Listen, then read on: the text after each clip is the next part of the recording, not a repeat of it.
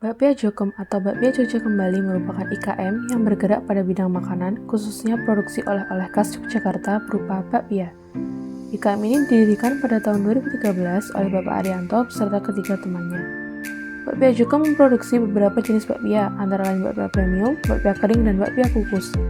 Ciri khas yang dimiliki oleh Bakpia Jokem yaitu bakpia yang disajikan lebih lembut dan nikmat, tanpa bahan pengawet serta aman untuk dikonsumsi. Prinsip produksi yang diterapkan oleh Bakpia Jokem adalah make to stock, yang berarti produksi dilakukan setiap hari untuk penjualan bakpia pada hari tersebut. Pemasaran produk Bakpia Jokem dilakukan di toko retail, di mana bakpia-bakpia tersebut diproduksi, maupun dipasarkan secara online. Hingga saat ini, Bakpia Jokem memiliki 3 cabang, salah satunya cabang Gedung Kuning, yang menjadi tempat analisis sistem produksi yang kami lakukan. Ketika kami berkunjung pada rumah produksi, terdapat beberapa hal yang dapat dikembangkan untuk meningkatkan efektivitas dan efisiensi produksi dari Bakpia Jokem. Tujuan dari penelitian ini yaitu meningkatkan produktivitas dalam proses produksi Bakpia Jokem, sehingga kedepannya proses produksi akan lebih efektif dan efisien, serta diharapkan mampu meningkatkan profit dari Bakpia Jokem. Berikut ini merupakan asumsi dan batasan dalam penelitian ini. Berikut ini merupakan alur proses produksi bakpia basah kacang hijau yang secara lebih lengkap akan dijelaskan melalui ACD atau Activity Cycle Diagram.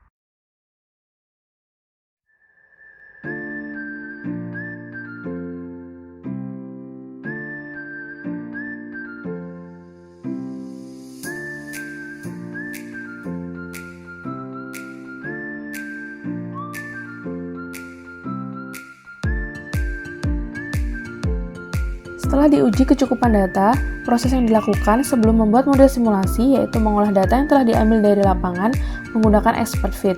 Karena dari expert fit sudah didapatkan jenis distribusi yang sama, didapatkan distribusi yang terpilih adalah sebagai berikut. Berikut ini adalah layout produksi Bakpia Jokem.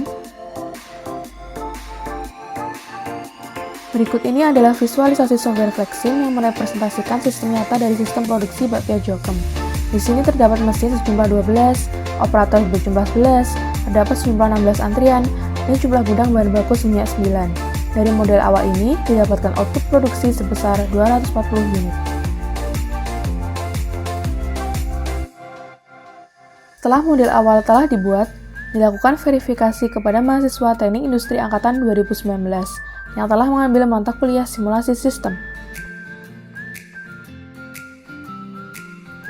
Secara garis besar, proses validasi model dilakukan dengan melakukan uji normalitas terhadap data yang diambil dari lapangan. Apabila data terdistribusi normal, uji yang dilakukan adalah independent t-test. Sedangkan apabila data tidak normal, uji yang dilakukan adalah uji Mann-Whitney.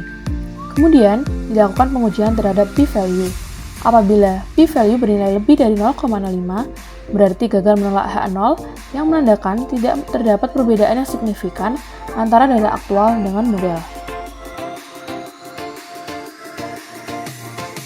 Dalam menganalisis improvement yang akan meningkatkan produktivitas dalam sistem produksi, dilakukan analisis terhadap permasalahan yang ada dalam IKM Bakpia Jokem. Masalah pertama yang didapatkan berdasarkan analisis Flexim dan kondisi aktual di IKM Bakpia Jokem, yaitu adanya sisa WIP kulit di akhir hari produksi. Kulit yang tidak terolah kemudian disimpan untuk hari produksi berikutnya, tetapi hal yang sering terjadi adalah penurunan kualitas dari kulit bakpia sehingga tidak dapat digunakan kembali. Masalah kedua yang didapatkan yaitu adanya beban kerja yang tidak merata yang menyebabkan proses produksi terhambat dan mempengaruhi kesenjangan rasa antar pekerja. Oleh karena itu, diperlukan adanya improvement untuk kedua masalah tersebut. Improvement pertama yang kami tawarkan untuk mengatasi WIP kulit yang tidak terolah adalah efisiensi bahan baku. Penggunaan bahan baku pembuatan kulit dioptimalkan untuk memproduksi kulit bakpia yang habis produksi dalam 1 hari produksi, sehingga tidak ada kulit yang terbuang. Hal ini akan berpengaruh pada penurunan biaya bahan baku per hari dan akan meningkatkan profit. Berikut ini merupakan grafik yang menunjukkan adanya penurunan rata-rata WIP kulit pada antrian kulit bakpia.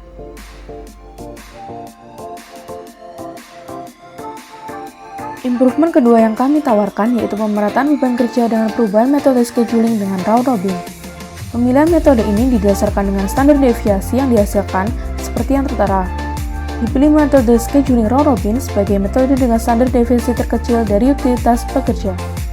Penerapan scheduling round robin dalam dunia nyata ini menerapkan sistem time sharing atau pembagian waktu secara adil pada setiap proses yang akan dieksekusi atau dijalankan.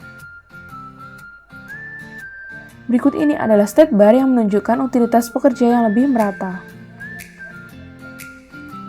Kemudian, berikut adalah perbandingan model awal dengan model sekarang. Berdasarkan perbandingan standar deviasi utilitas pekerja, akan ada penurunan standar deviasi persentase utilitas operator sebesar 20,37%, menunjukkan beban kerja yang lebih merata. Improvement ketiga yang kami tawarkan yaitu penggabungan improvement 1 dan 2 untuk melihat performansi sistem apabila kedua permasalahan tersebut diselesaikan secara bersamaan. Berikut ini adalah perbandingan average WIP kulit bakpia. Terlihat bahwa ada penurunan WIP kulit bakpia sebesar 61,88% dari sebelum improvement. Dan berikut merupakan perbandingan utilitas beban kerja yang lebih merata, dan terlihat penurunan standar deviasi persentase utilitas operator sebesar 63,27% dari modal awal. Berikut ini adalah perbandingan antar improvement dan analisis kelayakan. Terlihat bahwa sesudah improvement 1 dan 3, semua parameter kelayakan yang digunakan yaitu IRR, DC ratio, payback period, dan NPV lebih tinggi daripada sebelum improvement. Kesimpulan yang dapat kami berikan adalah penerapan improvement 3 di mana kedua permasalahan yang sudah kami paparkan dapat diselesaikan bersamaan.